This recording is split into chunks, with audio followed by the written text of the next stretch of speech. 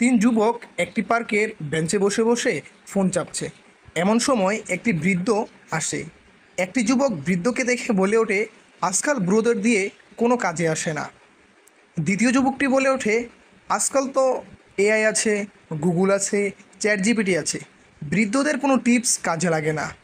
তৃতীয় যুবক বলে উঠল, হ্যাঁ ভাই। আচ্ছা দাদু, আপনি কোন জামানার লোক? তখন বৃদ্ধটি একটু মুচকি হেসে তাদের পাশে গিয়ে বসে। প্রথম যুবকটি পানির বোতল খুলতে গিয়ে বোতলটি ড্রেনে ফালিয়ে দেয়। দ্বিতীয় যুবকটি বলে, দূর, এখন এটা কিভাবে তুলব? তৃতীয় যুবকটি বলে, আচ্ছা, আমি গুগলকে জিজ্ঞেস করি কিভাবে তুলতে হয়।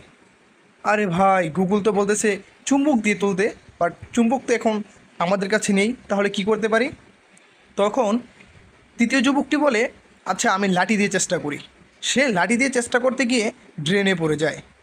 এটা দেখে বৃদ্ধ দাদুটি একটু হেসে একটি ছিপ নিয়ে ছিপের মধ্যে একটি রাবার বেঁধে বোতলটিকে উদ্ধার করে উঠিয়ে তাদের কাছে দিলে তারা সেটা দেখে তো হতবাক হয়ে যায়।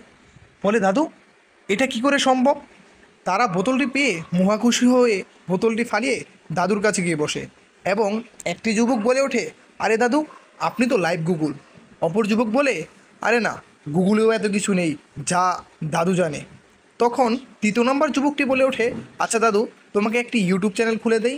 তখন বৃদ্ধ লোকটি বলে ওঠে, আমার ইউটিউব চ্যানেল খোলা আছে আমার নিজের নামে। টেকনোলজি শেখায় কিছু করতে, আর অভিজ্ঞতা শেখায় বাঁচতে। এখান থেকে আমাদের শিক্ষণীয় বিষয় হচ্ছে এটাই, বৃদ্ধ লোকরা বৃদ্ধ হলেও তাদেরকে সম্মান করতে হবে। তারা যদি হারতেও না পারে, বাট তারা আমাদের থেকে অনেক বেশি জানে।